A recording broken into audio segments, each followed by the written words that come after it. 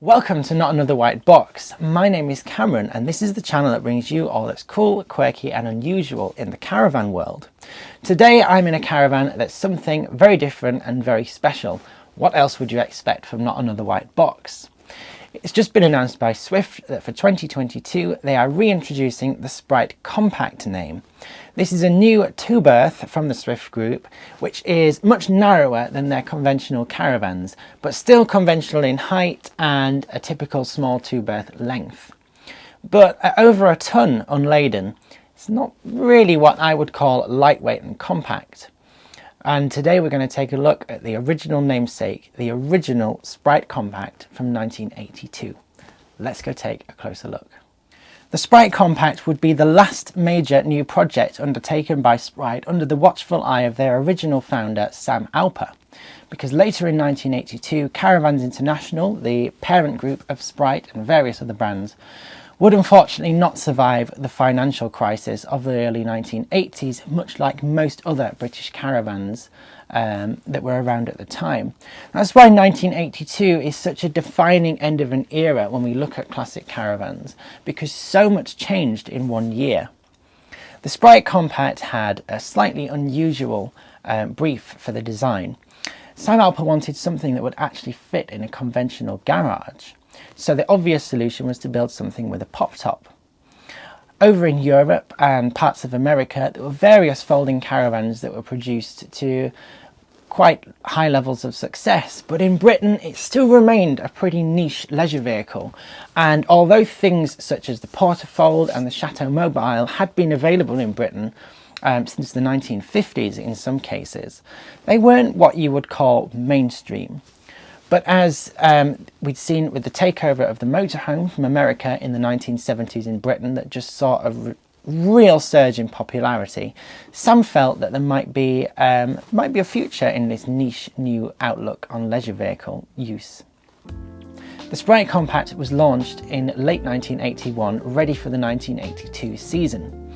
The pop-top roof would give an extra 2 feet of headroom, giving the Sprite a very, very low drag coefficient when being towed behind a car.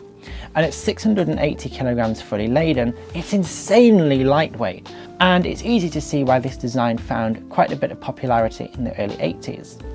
It was so popular that plans were launched in 1983 and a prototype was built to make a longer 14-foot version. But as far as we know, this never quite made it into production, probably due to the demise of Caravans International at the time and the rapid scaling back of the range that followed in the years after.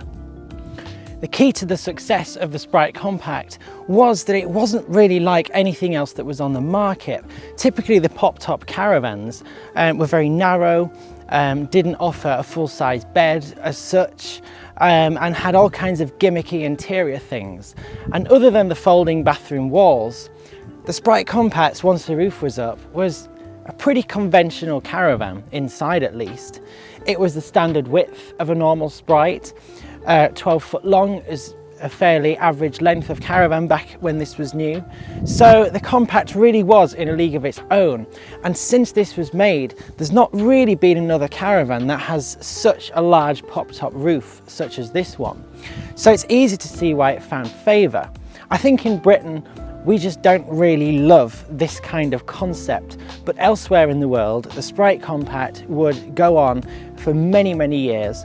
Notably in South Africa, there were various versions of it that lasted right up until the early 2000s.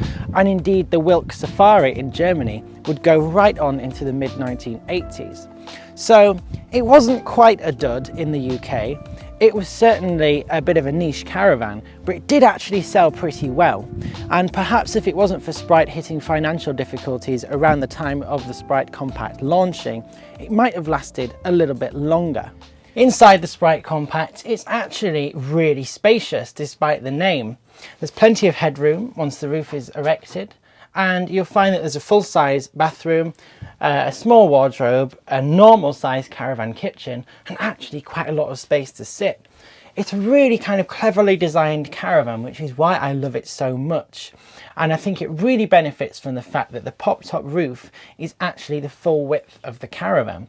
So often you see with these things that they're not actually the full width at all, and you can lose a good foot or so around the circumference of the Caravan, which just makes it feel so much smaller.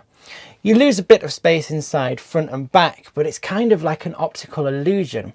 The space at the very far ends of the Caravan isn't actually usable in terms of standing, and typically in a normal conventional Caravan these areas would be where you would find cupboards and things. So Sprite have used a kind of a clever way of getting around the need to have the roof overhang slightly.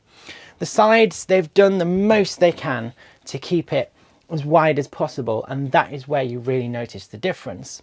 There's plenty of space to walk around, and putting the roof down is just the reverse of putting it up, obviously. Making sure that these toggle catches that are on every corner are fastened for travelling. But really it's this clip in the middle which is the most important, which latches the whole roof down at the front. It's very unknown that they have any problems with these. It's a pretty well thought out system. Once you've popped the roof in the Compact, all you have left to do is set up the bathroom. Now, I use the term bathroom very loosely here. It's obviously a very small space, but surprisingly it's equipped with a sink and a foot pump, so it is designed to be used, and it's plenty big enough for fitting in a portable toilet. So we open up the bathroom door like so. This piece here folds up, and the piece on the front folds out to meet it, and they just clip in together at the top like so. And then here we have another piece that folds in from the bathroom, and finally the top half of the door, just to make it the full height and close it off. They have a little moving catch up here, which is a hinge. It can be a little bit fiddly to locate, as you can see, but once you've done that, it's as simple as that. The whole process takes less than 2 minutes, and that's being very generous. It's so easy to do and so simple, and I think this was the key to the Compact's success. But today it represents something that's cool, quirky, retro and unusual, and I think it's certainly worth celebrating for that. It's well and truly earned its nickname of the mustard pot, and I think it's a fabulous design and something that's just so quirky. And even today, people who are fans of the Sprite Compact are really drawn to it because it is a unique product. And when you're looking for something that could fit in a garage, like we said, it doesn't always fit in a British garage, but it certainly will fit in most garages. There's not really anything on the market that quite offers the same as what the Sprite Compact is offering. Arebas are generally a bit narrower, even the newer ones, and the pop-top roof on the Areba isn't quite the full width of the Caravan like it is with the Sprite. You've got things like the Trigano, Silver and that kind of thing, which have sort of been, you know, plodding along for many years now, and although they do offer a full width pop-top, they're generally very narrow. So like I said, the Sprite Compact, even to this day, is pretty uniquely placed on the market. And for that reason, I think it's still a worthy contender for Not Another White Box. So, what do I think of this Caravan? I think it's fabulous. I've enjoyed showing you around it, and I hope you've enjoyed taking a look at one of the quirkier offerings from one of Britain's most well-known and respected caravan manufacturers. If you've enjoyed today's video, do subscribe to the channel and check out Not Another White Box on all forms of social media. In the meantime, thank you very much for watching.